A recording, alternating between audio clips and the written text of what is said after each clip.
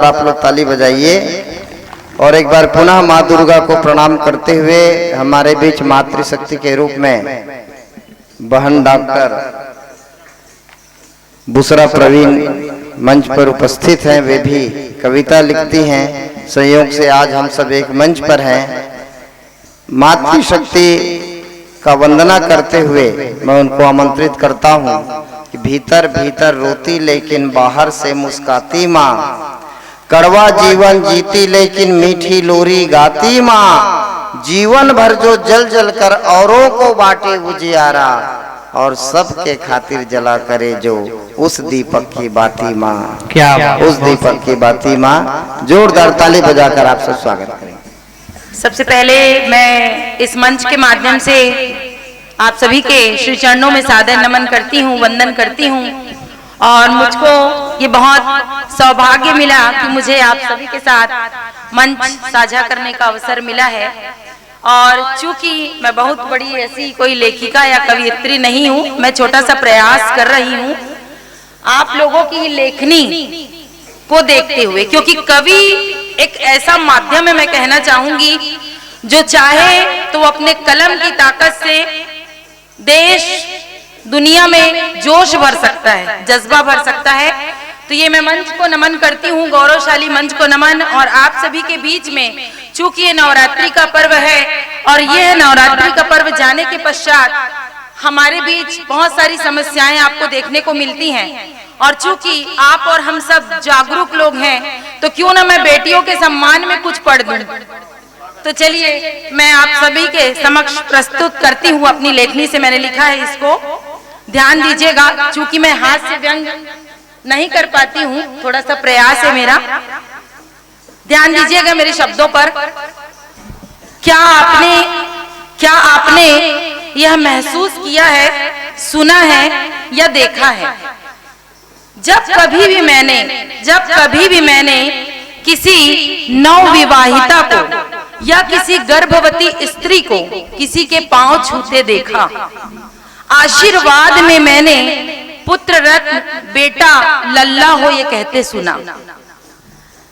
क्या कभी किसी ने पुत्री रत्न बेटी हो ऐसा कहते सुना है? नहीं। यह एक ऐसी नकारात्मक सोच की पराकाष्ठा है जिसमें एक बेटी का होना आशीर्वाद नहीं अभिशाप माना जाता है। क्यों बेटी का होना वो सुकून नहीं देता जो बेटे के होने में होता है।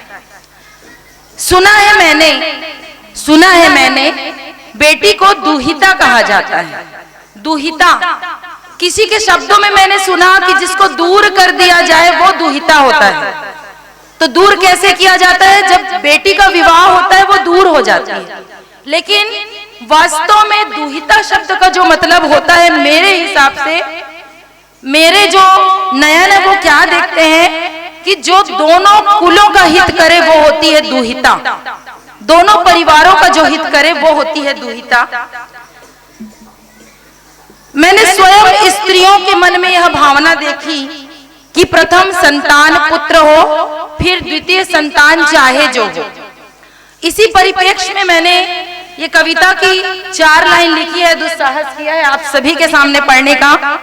ध्यान दीजिएगा।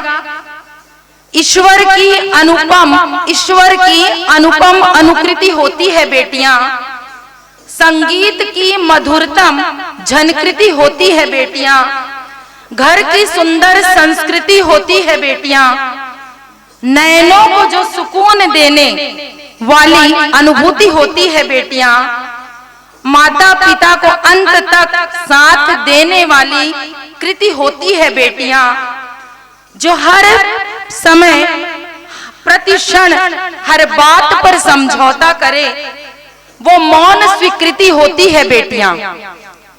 पिता की शौर्य और माँ की दूसरी प्रतिलिपि होती है बेटियां। माँ की दूसरी प्रतिलिपि होती है बेटियां।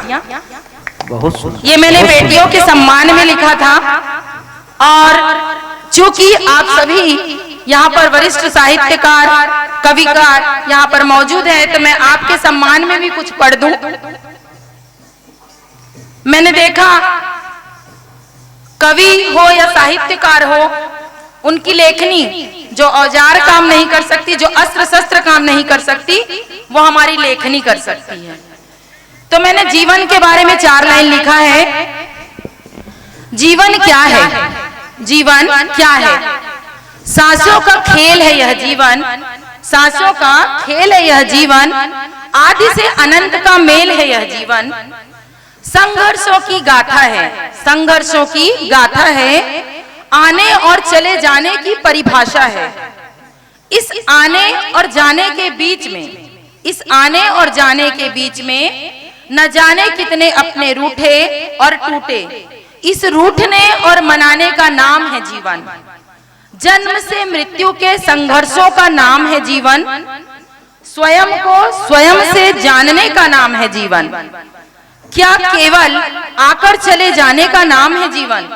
नहीं, जीवन और मृत्यु के बीच स्वयं को स्थापित करने का नाम है यह जीवन।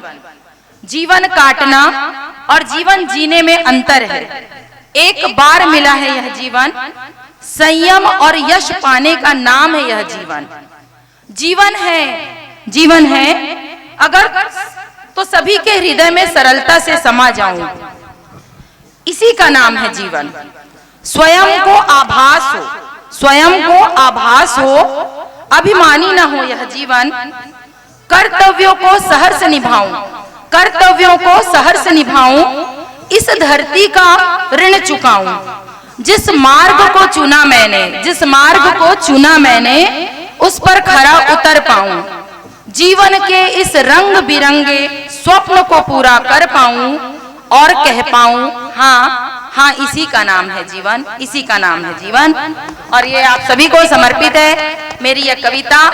और मैं एक और बात बोलना चाहूंगी कि कोई भी व्यक्ति मंच तक सहसा नहीं पहुंचता, वो उसकी मेहनत होती है। मैंने भाई डिगेन साहू को भी देखा, बहुत छोटे स्तर से जब मैं उसको पढ़ते भी देखी हूँ, लेकिन आज जब मैंने उनको कविता पाठ करते देखा तो निश्चित तौर पर मुझको लगा कि ये उसकी मेहनत है और ये वो डिजर्व करते हैं।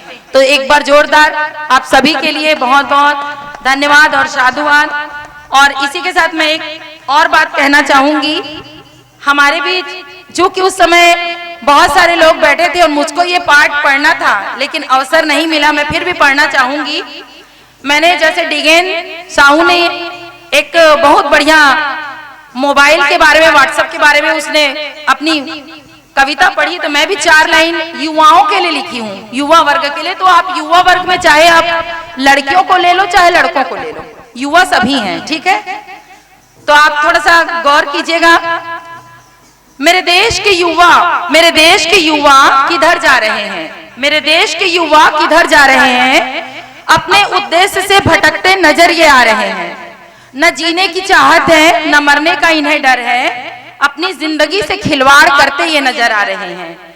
न हाथों में किताबें हैं, न भविष्य की चिंता इन्हें है, अपनों के बीच बैठे हैं लेकिन गुमनाम होते नजर ये आ रहे हैं। नशा चढ़ा है इन्हें शराब, सिगरेट, बीड़ी, तंबाकू का, अपनी हंसती खेलती जिंदगी को तबाह करते ये नजर आ रहे हैं। अपनी जिंदगी को धुएं में उड़ाते नजर ये आ रहे हैं। न किसी की सुनते हैं, न किसी की समझते हैं, न किसी की सुनते हैं, न किसी की समझते हैं। पहले जिंदगी थी, अब मौत के आगोश में चले जाते ये नजर आ रहे हैं। मिली है एक बार ये जिंदगी, ये सोचकर मजे ले रहे हैं। धीरे धीरे पतन की ओर बढ़ते चले ये जा रहे हैं। गुमनाम भटकती राह पर बढ़ते चले ये जा रहे हैं। मेरे देश के युवा न जाने किधर जा रहे हैं, न जाने किधर जा रहे हैं। मैं पुनः इस मंच से आप सभी बड़ों को, यहाँ पर आप बैठे हैं, मेरी इतनी हिम्मत नहीं कि आप सभी के सामने मैं कुछ कह पाऊँ, फिर भी मैं आप सभी को इस मंच के माध्यम से नमन करती हूँ, वंदन करती हूँ और बहुत बहुत धन्यवाद आप सभी का, आदरणीय मंच का धन्यवाद।